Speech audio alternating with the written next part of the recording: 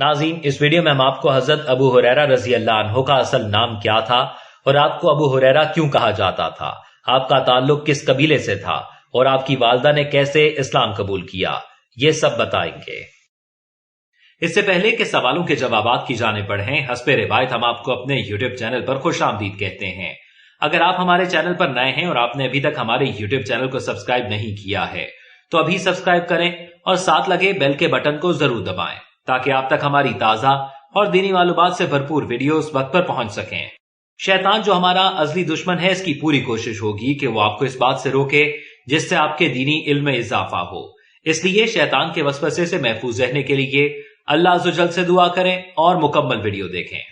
ناظرین کرام، جس طرح سرور کائنات رحمت عالم جناب محمد مصطفیٰ صلی اللہ علیہ وسلم کی ذات گرامی تمام کمالات اور صفات کی جامع اور انسانیت کی معراج ہے، اسی طرح حضور نبی کریم صلی اللہ علیہ وسلم کے صحابہ کرام رضوان اللہ تعالی اجمعین سیرت و کردار کے اعتبار سے اتنے عرفہ و اعلیٰ مقام پر فائز ہیں کہ انبیاء علیہ السلام کو چھوڑ کر آج تک ان سے بہتر کسی انسان پر آفتاب طلوع نہیں ہوا۔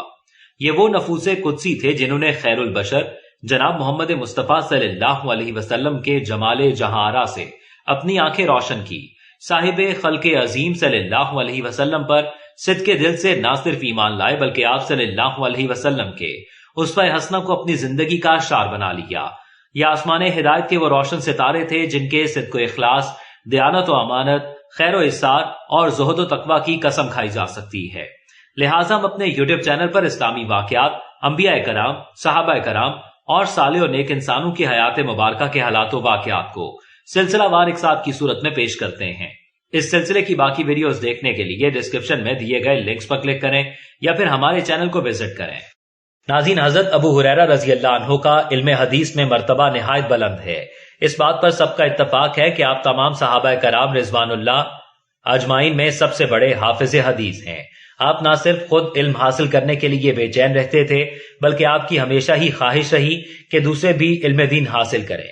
اللہ تعالیٰ نے آپ کو علم کی دولت کے ساتھ ساتھ حکمت کی دولت سے بھی نوازا تھا۔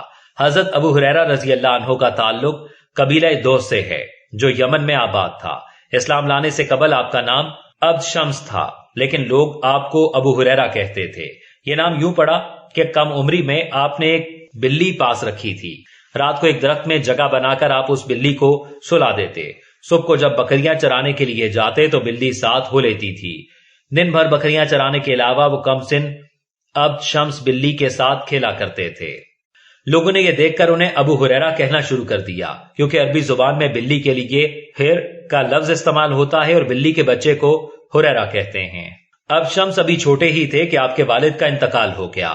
مالی حالات زیادہ اچھے نہیں تھے، شروع سے ہی فکر و فاقے کی زندگی گزاری۔ ذرا بڑے ہوئے تو ایک عورت برا بنت ازوان کے پاس روٹی کپڑے پر ملازم ہو گئے۔ کام یہ تھا کہ جب مالکہ سواری پر ہو تو ننگے پاؤں دوڑتے ہوئے سواری کو لے چلیں۔ اتفاق دیکھیے کہ بعد میں یہی خاتون آپ کے نکاح میں آ گئی تھی۔ ناظرین، قبیلہ دوست سے تعلق رکھنے والے ایک اور صاحب طفیل بن عمرو مکہ مکرمہ گئے۔ وہاں جانے سے پہلے ہی لوگوں نے انہیں خبردار کر دیا تھا کہ وہاں ایک شخص نیا دین پیش کر رہا ہے، اس کی باتوں میں بڑا سحر ہے، وہ ایک کلام پیش کرتا ہے جس کے بارے میں وہ کہتا ہے کہ یہ اللہ کا کلام ہے۔ طفیل مکہ مکرمہ پہنچے تو تجسس ہوا کہ آخر سنے تو صحیح نیا دین ہے کیسا اور وہ کلام کیسا ہے جسے اللہ کا کلام کہا جا رہا ہے۔ انہوں نے کلام پاک کی آیات سنی تو سحر زدہ ہو کر رہ گئے اور ایمان لے آئے۔ واپس قبیلے میں پہنچے تو وہاں اسلام کی دعوت کو عام کرنے میں مصروف ہو گئے اور آپ کی کوششوں سے ہی قبیلہ دوس میں اسلام پھیلا۔ سن 7 ہجری میں غزوہ خیبر ہوا۔ اسی زمانے میں حضرت طفیل یمن کے 80 افراد کے ہمراہ رسول پاک صلی اللہ علیہ وسلم کی خدمت میں پہنچے۔ آپ صلی اللہ علیہ وسلم خیبر میں تھے، اس لیے یہ قافلہ خیبر جا پہنچا۔ حضرت ابو ہریرہ بھی ساتھ تھے۔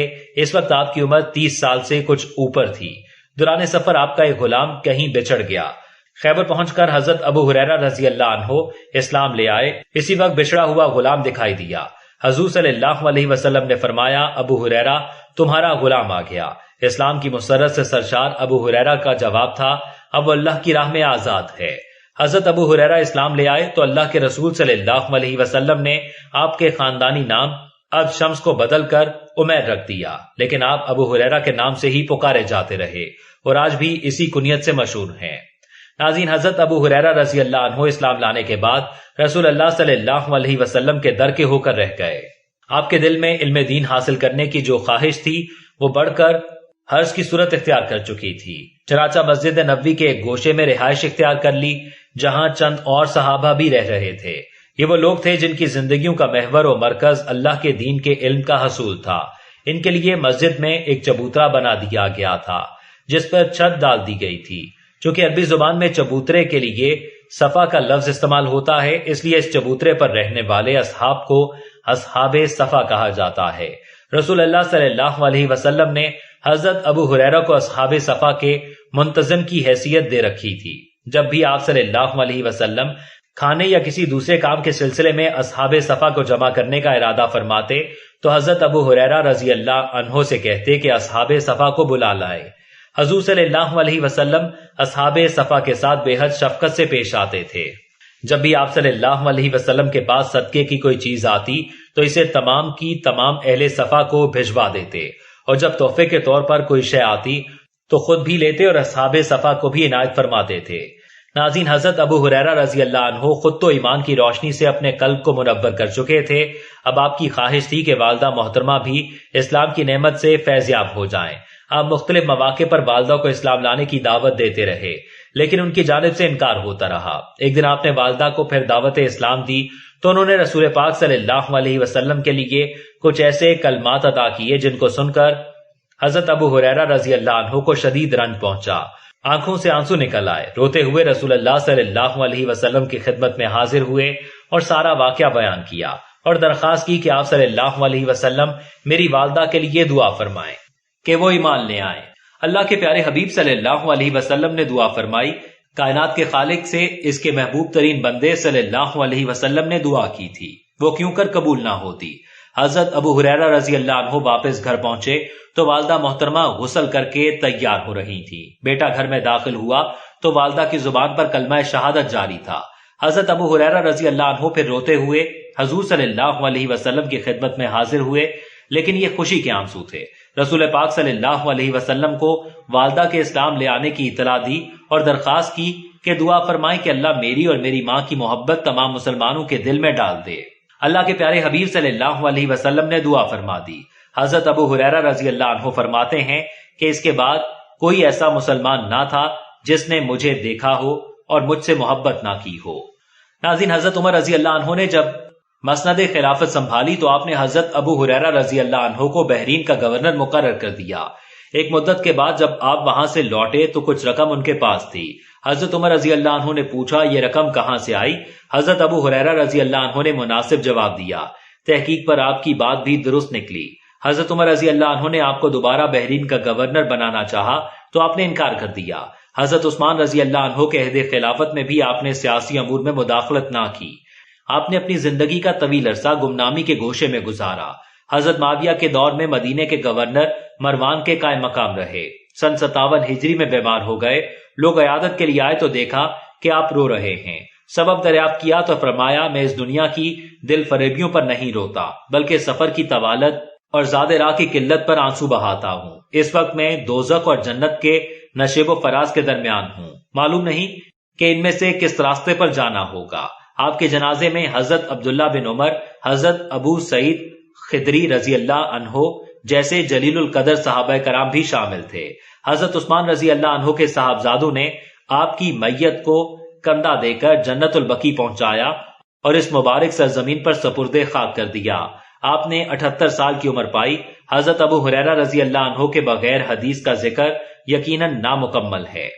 ناظرین، یہ تھی معلومات جو حضرت ابو ہریرہ رضی اللہ عنہ کے حوالے سے ہم نے مستند روایات سے اکٹھی کی۔ اس میں کسی قسم کی کمی بیشی کو اللہ معاف فرمائے، آمین۔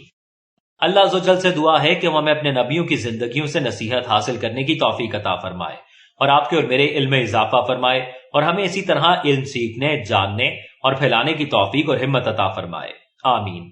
انبیاء کرام، صحابہ کرام اور امت مسلمہ کے صالح اور نیک افراد کی حیات مبارکہ کے حالات و واقعات پر ہماری دیگر تحقیقی اور تفصیلی ویڈیوز دیکھنے کے لیے ڈسکرپشن میں دیے گئے لنکس پر کلک کریں یا پھر ہمارے یوٹیوب چینل کو وزٹ کریں۔ اگر آپ کو ہماری یہ ویڈیو پسند آئی ہے تو کمنٹ باکس میں اپنی قیمتی رائے سے ضرور آگاہ کریں، اور اگر آپ نے ابھی تک ہمارے یوٹیوب چینل کو سبسکرائب نہیں کیا ہے تو ابھی سبسکرائب کریں اور بیل کا بٹن ضرور دبائیں تاکہ آپ تک ہماری تازہ اور دینی معلومات سے بھرپور ویڈیوز وقت پر پہنچتی رہیں۔ شکریہ۔